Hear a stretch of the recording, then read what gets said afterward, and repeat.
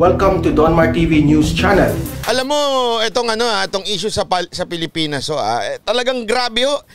Ewan ko ba kung ang bansang Pilipinas lang ho ba ang purong puno ng issue. Ewan ko, lahat na lang kasi dito sa Pilipinas, parang pinulitika na lahat. Hindi nyo ba napapansin? Bawat galaw ng gobyerno, parang laging related sa politika. Kunwari, may problema sa COVID. Pati pagtaas ng COVID, kasalanan ni Duterte.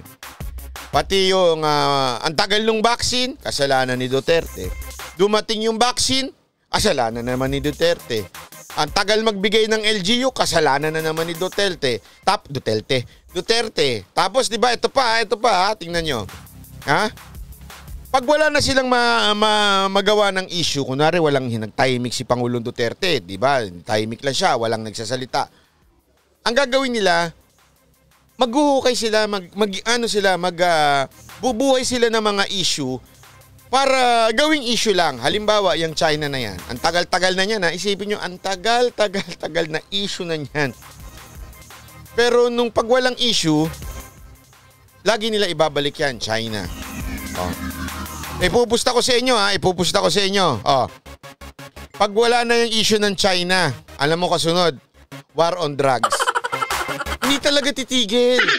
Kailangan talaga may issue. Pagkatas ng war on drugs, meron pa mga kasunod dyan.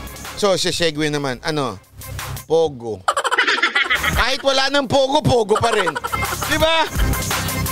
Ganun ang mga dilawan eh. Talagang lahat na lang ng... ayaw pala lang tawagin dilawan sila. Dirindiri sila sa dilawan. Kahit dilawan sila. Lahat na lang ng issue, kunwari, pagka siyempre, tahimik na uli yan China, tahimik na yung Pogo, tahimik na yung issue ng kung ano-ano. Ang gagawin naman nilang issue, babalik na naman sila doon sa ayuda. Hindi nakatanggap lahat na ayuda. Tapos biglang hihirit ang isang mayor, yung bakuna, hindi pa na yung mabimigay. Hindi mo napansin? Sabay-sabay ang hihirit nila. Tapos si media naman, ayan na, salsal na kagad. Di ba? Actually, yan nang pampagulo lang si Trillanes.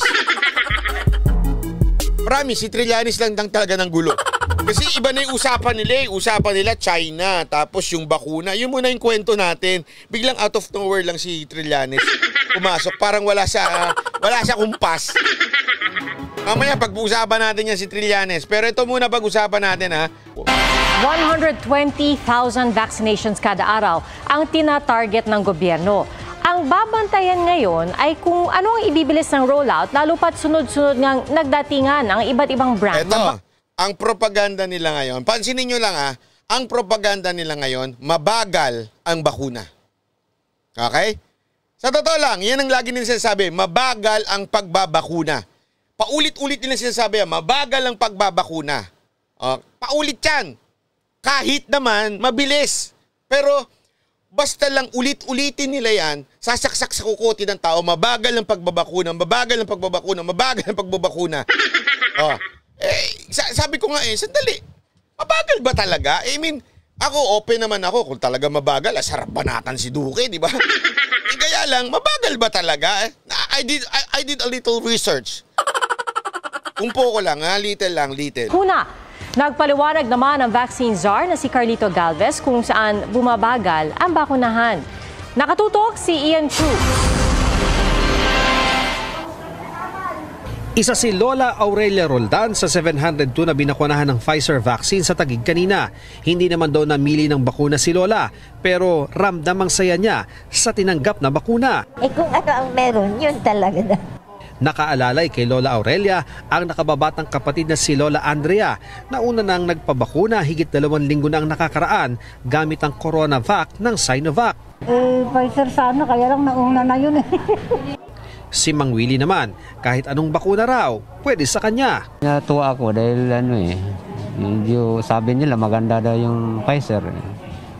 Pero kahit anong bakuna naman. Ang higit 7,000 doses ng Pfizer sa Taguig, bahagi ng inisyal na 193,000 doses mula sa COVAX facility na dumating sa bansa Lunes ng gabi. Health workers can have a preference, no? Pero really what we encourage our citizens is we want to make vaccination safe, fast, comfortable, and we will take care of the vaccines that will be administered to you. Sa iba't ibang vaccination facility nagsasagawa ng pagbabakuna dito sa Taguig City, pero sabi ni Mayor Lino Cayetano, kapag marami na ang supply ng bakuna, pwede na itong gawin kada gusali, kada kumpanya o kahit pa bahay-bahay. Sabi ng kinatawan ng World Health Organization, hangad nilang maibigay ang target na vaccine allocation ng Pilipinas. We are committed to provide adequate vaccines to protect the 20% of the most vulnerable population in the Philippines before the end of this year.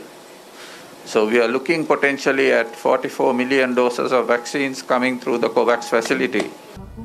May kasunod na nga raw ang inisyal na Pfizer vaccines. Meron supposed to be tayong darating na 1.1 million Pfizer this May and also another 1.1 million sa June.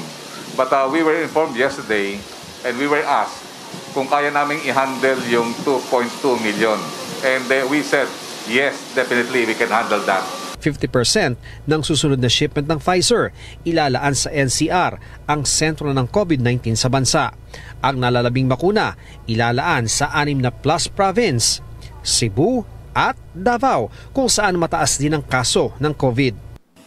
Kagabi, dumating ang 15,000 dose ng komponento ng Sputnik V ng Gamaleya ng Russia na dapat iturok pagkaraan ng 21 araw matapos ang unang dose. Sa kabuuan, higit 7.7 million doses ng bakuna na ang nasa Pilipinas. Ayan o, anong mabagal dyan? Dumating 7.7 million, na iturok 2.5. Okay ha, lagi nyo tatandaan, pag naiturok na yung 2.5, ano ibig sabihin nun? Yung 2.5 nakareserba na. Bakit? Alam namang tinurukan sila ng walang reserba na second dose nila. Diba? Siyempre meron na kahit papano. So, hindi pa na ituturok 5.2. Siyempre, bawasan mo na yung 2.5.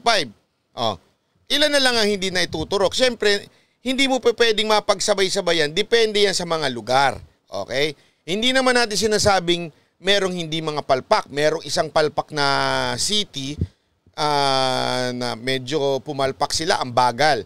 Pero hindi na kasalanan ng national government yun. Higit 2.5 million na rito ang naiturok. Tinututukan ngayon ang pag-rollout sa 1.5 million doses ng AstraZeneca bago mag-expire sa June 30.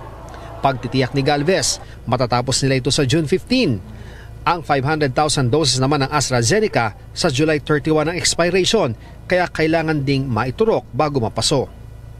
Aminado si Galvez, bukod sa logistics, isa sa nagpapabagal ng rollout ang Certificate of Analysis o COA na nagsisilbing patunay ng manufacturer na ang bakunang dumating ay nakasunod sa EUA. Ang COA ang dahilan ngayon kung bakit hindi pa ma-roll out ang hawak nating 1.5 million doses ng Sinovac. Sa Sabado na raw ito darating. Kahapon, nasa 60,000 per day ang average na nababakunahan. Kalahati lang yan ang target na 120,000 per day, kaya kailangan bantayan kung naaabot yan. Ian Cruz, Nakatutok, 24 Oras. Alam niyo po kasi ito yung prinsipyo nung half full na glass, alam niyo yon. Wala kasi tayong baso dito eh. Yung minsan 'di ba yung pag kunwari lang may lamang tubig to, kunwari kape yan eh. So may lamang kunwari kalahating tubig diyan, 'di ba? Depende talaga sa interpretasyon ng taong tumitingin or nagbabalita. Pwede niyang ibalita na naubos na yung kalahati, pwede rin niyang ibalita na kalahati pa lang yung naiinom.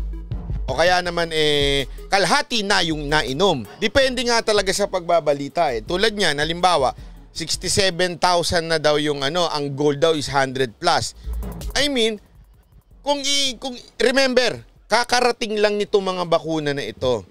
Ibig sabihin, pagdating niyan, may mga proseso pa tulad ng COA na sinasabi, na hindi ipinaproseso pa, na hindi kaagad pwedeng iturok-turok. Pero once na nag-flow na yan, dire-diretso na ho yan.